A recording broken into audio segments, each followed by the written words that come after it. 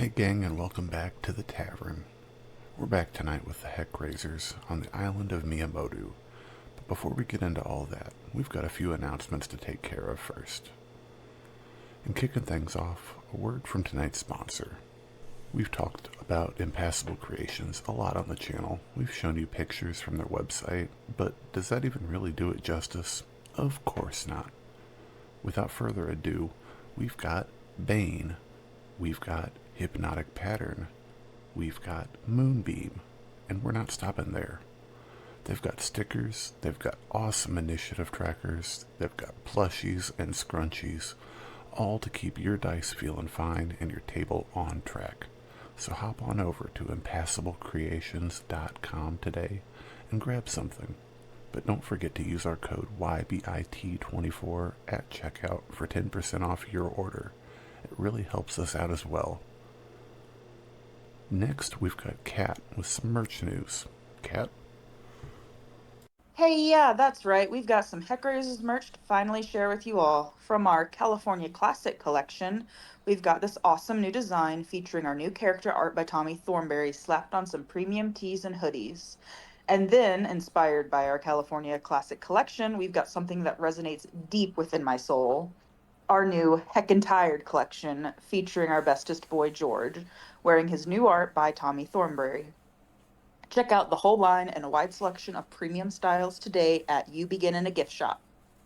Link in the description below. And make sure you've liked and subscribed. And then grab your friend's phone to make sure they've liked and subscribed. And then hit that bell icon to get notified each time an episode premieres. So, without any further ado, let's dive in with the HeckRazors to the Legends of Abhaile.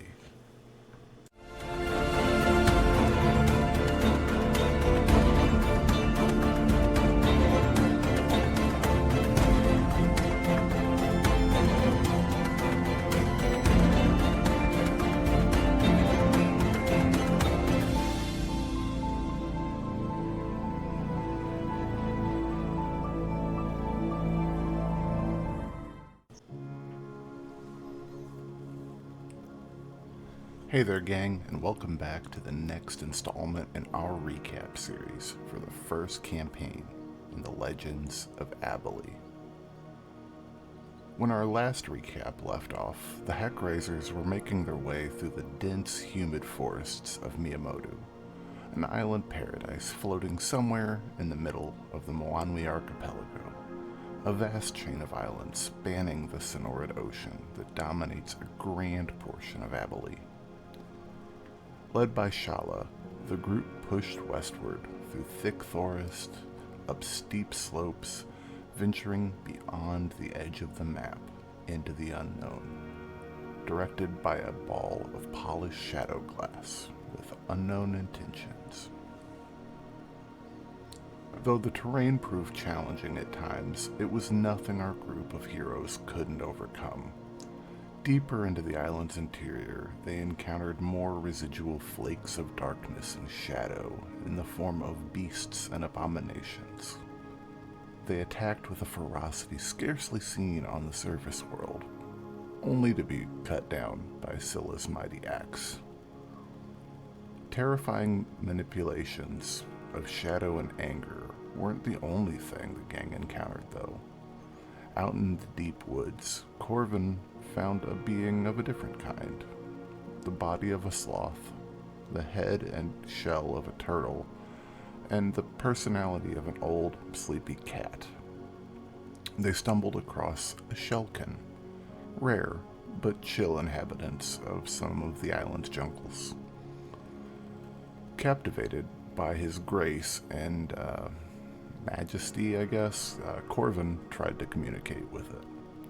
Having no luck, he asked Vargo, and he happily agreed to use a little bit of his ranger magic to translate for him. And with very little motivation, aside from free food, George the Shelkin joined the party, learning from his foes, biding his time until the opportune moment to strike. Their new friend in tow, the HeckRazors continued onward, in a bit of an awkward silence, often drenched in rain and sweat, interrupted by the chomping and chewing of shelkin teeths on twigs and branches. Now, whether you agree or not is irrelevant. If you're a keen-eared fan, though, you're likely aware that Moanui people live in a communal lifestyle. No money changes hands, everyone helps each other out for the good of all. The problem being, this social system will always cause dissension. Those who resist in favor of a different way of life, one where accomplishment merits reward. The Kauai of the islands would and do deny this fervently, to the point where it's nothing more than a rumor among the mill, and it's like that for most islanders, even Shala, until her worldview was shattered as a group of island-born bandits attacked them in the deep woods. Blitzed by concealed archers, the HeckRazors were caught off guard as a gifted magic user teleported from out of nowhere. Wrapping Vargo in constricting magic, she tackled Corvin, grappling him tightly before vanishing.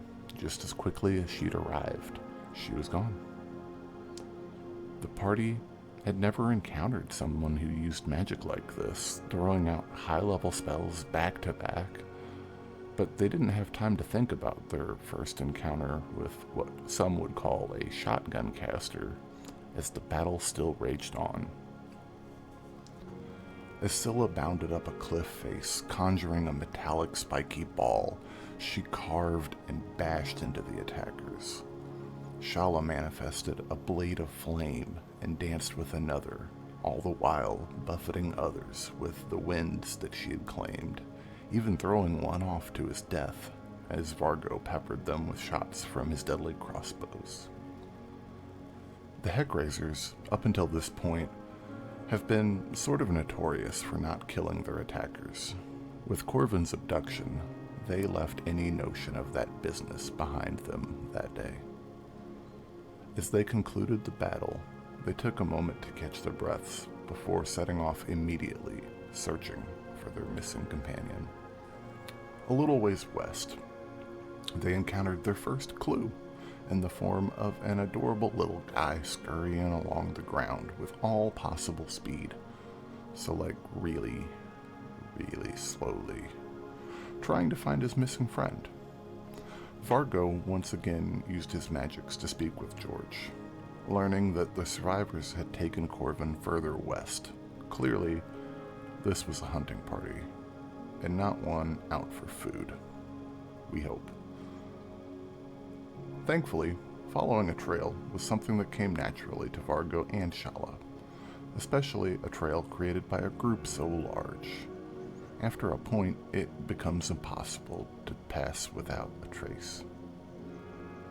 Carefully following sign and trail, they continued through the jungles of Miyamoto. Before too long, their diligence paid off. They came across a massive, impressive fortification. High wooden walls, topped with lookouts, surrounded by a moat, and built up against a sheer drop-off, maybe 200 feet to the forest floor below. It became painfully obvious to Shala and the rest. This wasn't a ragtag group of bandits. This was a well-supplied, provisioned, and organized group, situated here, far from the communal villages that fished and farmed the coastlines. Waiting till nightfall, the group pushed in once they felt safe enough, finding shelter in a rocky outcropping along the cliff face besides the moat. Hidden from sight in their makeshift cave, they plotted. Early in the evening, as the occupants of the fort began a night of revelry, there was a sign of unease from this newfound group of bad actors. With some careful ingenuity, the moat was drained overnight, ultimately doubling the distance from tree-line to fortified walls, as attackers would now have to traverse the open, flat killing field before even having a chance at laying siege to the walls. Though the HeckRazors' presence didn't appear to be known, it was apparently expected. Scylla, who's steadily been learning from her mistakes, took the time to doff her armor and slunk into the shadows with Vargo. The pair took the time to scout and survey the fort. They noted the comings and goings of scout or hunting parties, the guards on watch, and the general vibes coming from inside, though the walls made it impossible to see hide nor hair of Corvin. Back together in their hidden hideaway, with a bit of druidic divination, it was decided that they'd wait for evening, as Shala believed a storm would be rolling across the island, which might give them enough cover to catch them off guard as they fretted with the rain at their mealtime. In the meantime, Corvin found himself bound, seated in a tent, alongside a portly islander, the kind of guy who looks like he's never known a day's hard work in his life. In confinement, Corvin maintained a calm, level head. This poor chap, called Pern, was sufficiently freaked the fuck out. Mostly ignored for the greater half of the first day in captivity, Corvin eventually had a chance to speak with the leader of the group, a tall, broad-shouldered man with dark tan skin and tattoos covering his arms and neck. Ezra Nachiki explained to the young archer that his people resisted the communist ways of the islanders, especially now that foreigners had found their way to the once thought safe shores of Miyamoto. Foreigners whose technical and societal understandings far outpaced the Moanwi.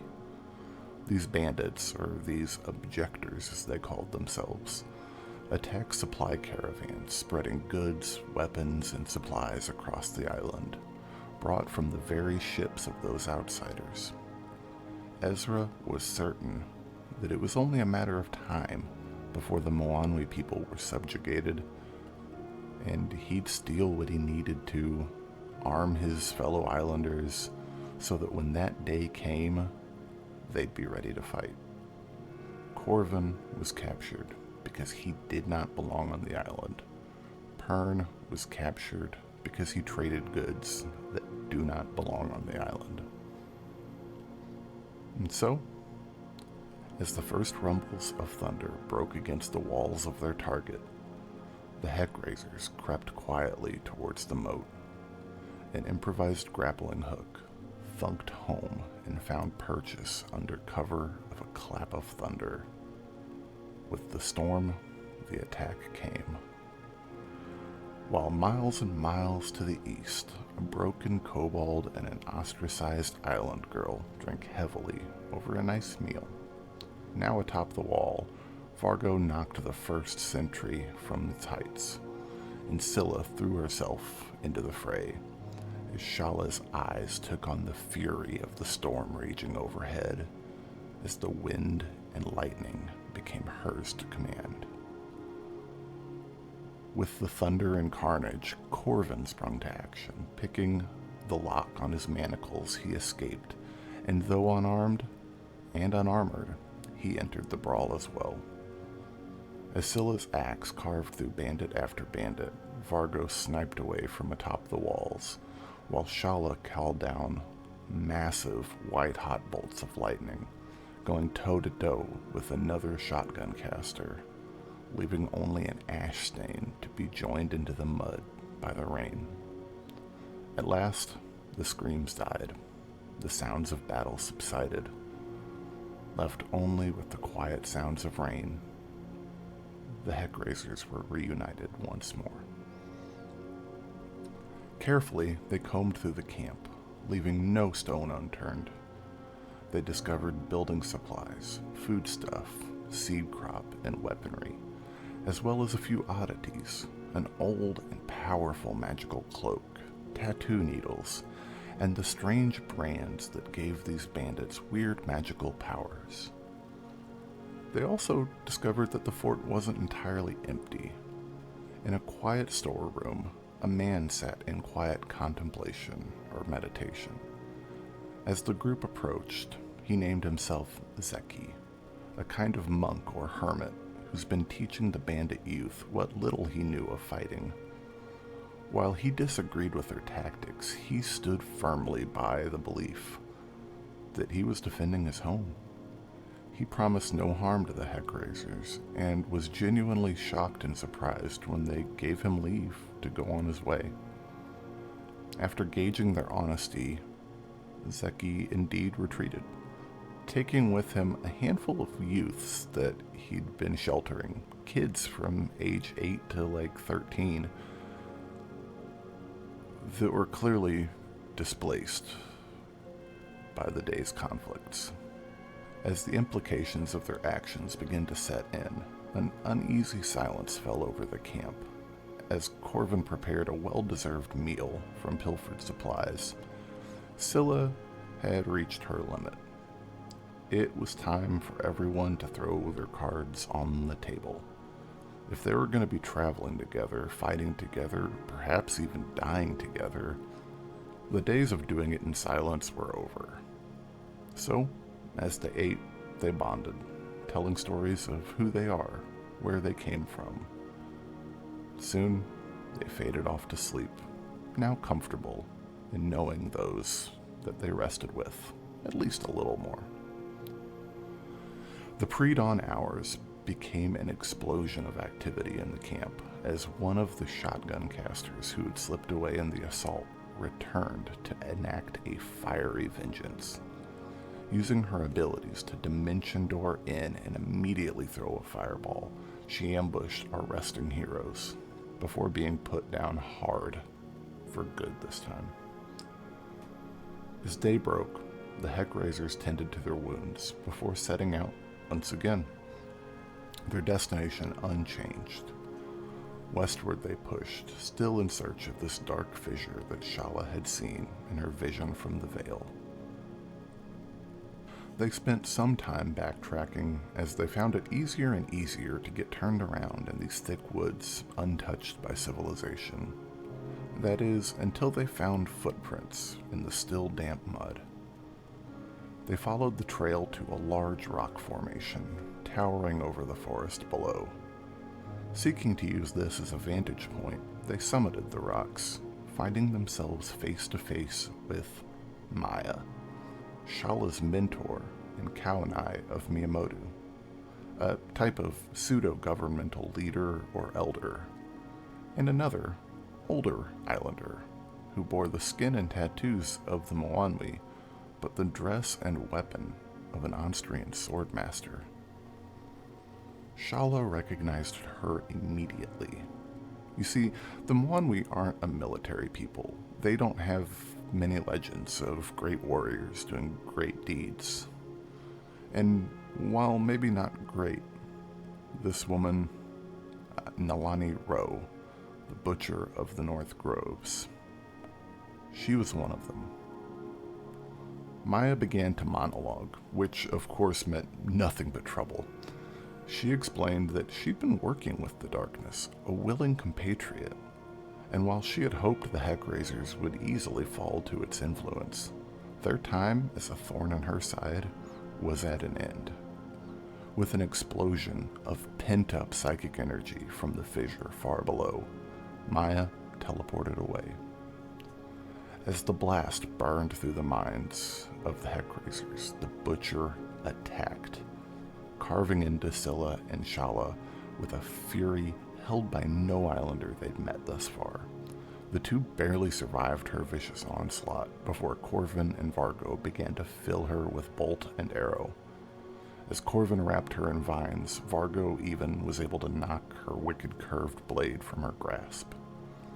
Confident that they had her on the back foot, Nika'wranu detonated a fireball on top of the group, knocking Scylla unconscious before cannonballing herself over the cliff in a tactical retreat.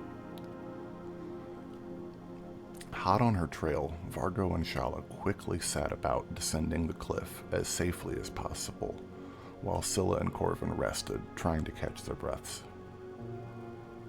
As they made their descent, the pair could find no sign of the Butcher, save from a massive, artificially widened fissure devoid of the creepy black mercury that they had encountered once before. Its edges beginning to crust over at the very moment with fresh shadow glass, while below, Vargo could make out buildings with strange architecture jutting out from the cavern wall in odd places. This was also about the time that Ira made herself known to Shala, a being presumably trapped within her orb, crafted by Anna Makani in Nika'wranu. With Scylla and Corvin caught back up with the group, they hastily determined Nalani must have gone down below, and they must follow before she gets time to recover. So, down they went, as the surface solidified around them. Shala barely made it down the rope in time before the rope went taut, locked in place as shadow glass formed around it. The sunlight vanished. They found themselves on the cave floor in complete darkness. Undeterred, Vargo began to search the nearby buildings, as the rest fumbled for a torch to see by. As light flooded the cavern from their fire, shadow glass twinkled overhead. Vargo discovered this alien architecture was beginning to crumble, almost as if it had partially existed, but was now reverting to nothing. Scanning the cavern for any signs of a passageway or exit, they were stumped, as the raspy yet melodic voice in Shala's head offered no solution either. Vargo found an interesting voice in his own head. His employer, Abhaile Vanash, assistant to the High Arcanist of the Anstrian Novanarchy, was reaching out in a fit, apparently having just learned from Captain Teal, back at the Moanwi settlement of Takor Harbor, that Vargo and his friends had died on their journey. Clearly confused in his obvious state of alive, they exchanged sendings until the limitations of the spell became too frustrating. In a flash of light, Abhaile appeared in the cavern, delighted to see her friend and artifinder alive with her own two eyes. It was clear that Maya was making her moves more and more overtly, now spreading disinformation and lies. With the situation rapidly devolving into a political nightmare, Abhaile did the only thing that made sense to her. She gathered the HeckRazors close, and they bamfed across thousands of miles to give Shala the culture shock of a lifetime as they touched down in the Crystal Heart district of Anstria's capital.